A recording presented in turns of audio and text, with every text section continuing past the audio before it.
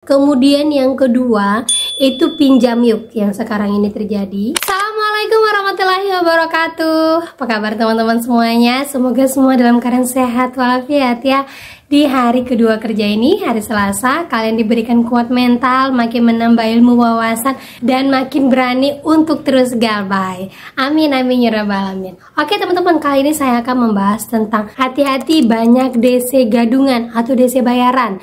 Nih, buat teman-teman yang ada galbay di beberapa aplikasi yang akan saya sebutkan ini, hati-hati sekali. Banyak sekali teman-teman saya mengadukan bahwa banyak sekali DC gadungan. Nah, seperti apa informasinya? Saya akan bahas secara tuntas. Tapi buat kalian semuanya yang baru aja gabung di channel saya, jangan lupa klik tombol subscribe-nya agar channel ini terus berkembang dan dapat memberikan informasi terbaik buat kalian yang galbay. Oke teman-teman, ini dia buat kalian.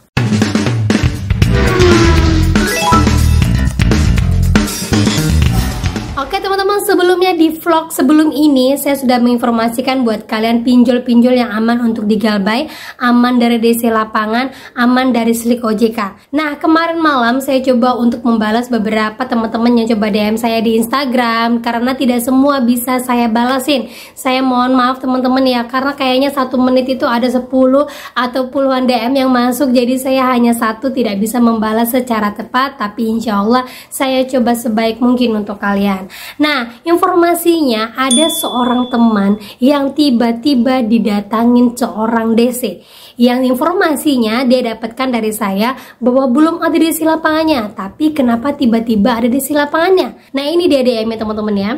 Jadi teman saya ini informasi kepada saya, dia sudah didatangin DC di daerah Surabaya dari pinjol pinjam yuk.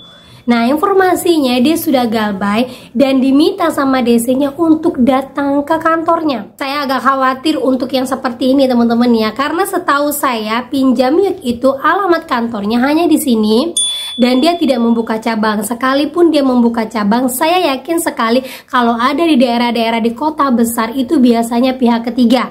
Ya, kalau kalian disuruh datang ke kantornya yang memang beralamat di dekat alamat rumah kalian atau daerah kalian, misalnya galbay di Surabaya, terus kalian disuruh datang ke sebuah gedung yang daerah Surabaya juga, saya bisa jamin itu biasanya pihak ketiganya. Nah, karena rasa penasaran, di sini teman saya coba untuk menanyakan apakah benar pinjam yuk itu berada di Geraha Pena lantai 16 di Surabaya.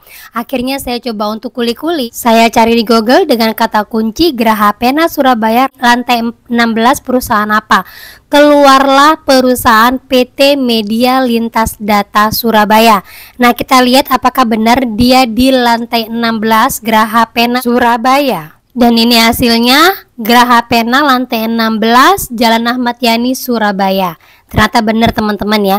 Kita lihat PT Media Lintas Data ini bergerak di bidang apa? Nah, kita lihat di sini PT Media Lintas Data adalah perusahaan yang bergerak di bidang jasa layanan internet dan solusi teknologi informasi dan komunikasi. Berarti lebih kepada jaringan ya. Di sini menyediakan berbagai layanan, data center, jaringan, multimedia, aplikasi, sistem berbasis layanan, solusi komprehensif untuk transformasi digital. MLD menggunakan teknologi satelit, wireless, dan fiber optik untuk menyediakan layanan internet. Berarti lebih kepada layanan internet. Kalau memang pinjam yuk ini bekerja sama dengan PT ini, berarti dia hoax. Karena apa? Pinjam yuk itu harus bekerja sama dengan pihak ketiga penyedia jasa layanan keuangan. Contohnya seperti Kolmitra ataupun Telemark, itu yang jelas-jelas memang layanan jasa keuangan. Kalau yang seperti ini bisa dipastikan DC-nya gadungan, hanya mencatut nama, dan bisa jadi DC-nya ini adalah mantan DC dari pinjam yuk. Hati-hati sekali teman-teman ya. Nah, mudah-mudahan saya tidak salah, karena setelah di searching di internet, perusahaan yang ada di lantai 16 Geraha Pena itu yang muncul adalah Media Lintas Data, bukan perusahaan jasa layanan keuangan. Jadi buat teman-teman semuanya perlu waspada ya teman-teman ya. Setahu saya sampai detik ini pinjam yuk sekalipun belum ada menurunkan DC lapangan di daerah Jakarta.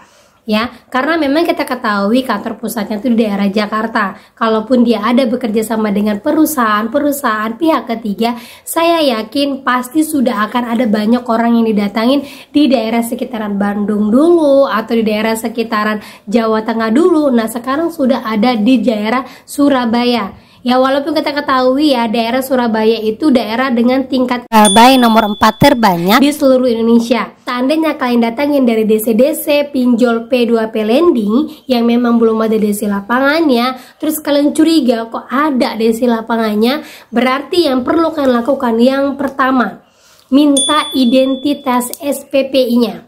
Ya, SPPI-nya yang pertama ya. Kalau dia hanya menunjukkan lewat telepon, jangan mau, karena SPPI itu tercetak seperti KTP ataupun kartu ATM. Kalau dia menunjukkan via telepon, itu bisa saja dia ambil dari Google atau dari manapun, itu bisa, jangan mau. Terus lagi yang kedua, minta surat tugas yang di print out ataupun bentuk kertas yang memang keluaran dari pinjolnya. Contohnya yang sekarang kasusnya adalah pinjam yuk ya teman-teman ya. Kalau dia hanya menunjukkan lewat telepon, itu tidak sah, tidak ada. OJK sendiri juga menyarankan, mengatakan juga bahwa yang sah itu memang surat tugas yang memang di print out dan ada materainya serta ditandatangani oleh petinggi-petinggi dari perusahaan tersebut. Ya, kalau dia pun ada barcode itu hanya untuk tempat tertentu teman-teman. Ya, barcode itu biasanya khusus untuk pemerintahan. Pinjol kan belum ada yang BUMN. Logika ya kan? Jadi kita jangan langsung mengiyakan. Ya, itu yang kedua. Lanjut lagi yang ketiga, minta ID cardnya, KTP-nya. Ya, dan lanjut lagi yang keempat, minta surat hutang kalian. Karena biasanya DC tidak akan pernah bisa mendapatkan surat hutangnya, karena surat hutang itu adalah rahasia perusahaan. Kalaupun ada, biasanya hanya beberapa saja teman-teman. Nah, kalaupun emang benar dia adalah seorang DC yang memang untuk menagih kalian, biasanya dia datang itu bukan menagih dulu, tetapi dia akan mengantarkan surat somasi dulu.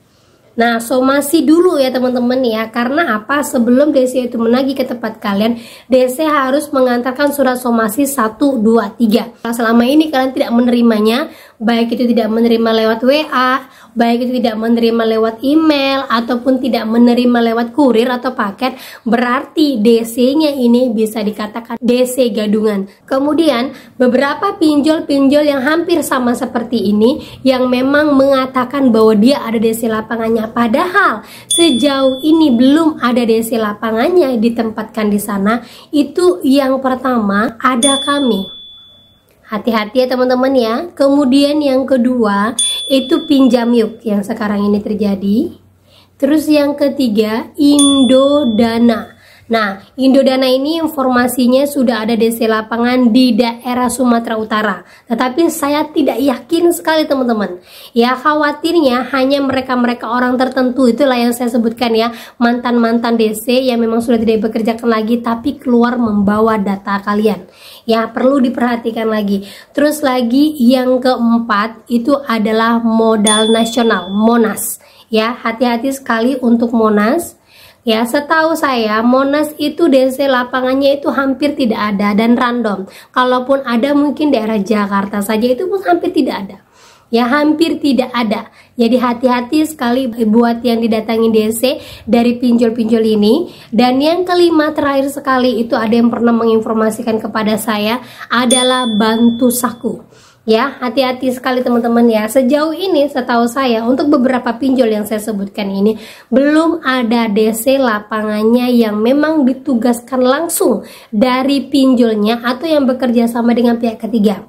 Khawatirnya ini adalah kerjaan para DC yang memang butuh uang karena memang sudah tidak ada lagi pekerjaan, ataupun dia sekarang sudah tidak bekerja di mana-mana karena pengaduan kalian. Jadi buat teman-teman semuanya yang didatangin DC seperti ini, jangan langsung mengiyakan segala apapun yang dia katakan. Kalian terima aja dia datang ke tempat kalian dan biarkan dia pergi. Selanjutnya tidak usah dipikirkan, kalian bisa share kepada teman-teman kalau emang itu mampet di kepala kalian, biar nanti teman-teman yang lainnya memang sesama galbay bisa menginformasikan kepada kalian bahwa yang terjadi pada kalian itu sebenarnya kalian sedang dipermainkan oleh DC. Jadi hati-hati, DC seperti ini bisa kita laporkan, yang penting kita ada buktinya. gitu teman-teman ya. Oke, itu dia informasi yang bisa saya sampaikan buat kalian semuanya. Semoga menjadi informasi terbaik. Hati-hati sekali buat kalian semuanya, dan saya yakin kalian makin pintar, makin kuat mental, dan makin banyak ilmu yang bisa kalian terima. Gitu teman-teman ya. Oke, itu dia yang bisa saya sampaikan. Akhir kata saya ucapkan assalamualaikum warahmatullahi wabarakatuh.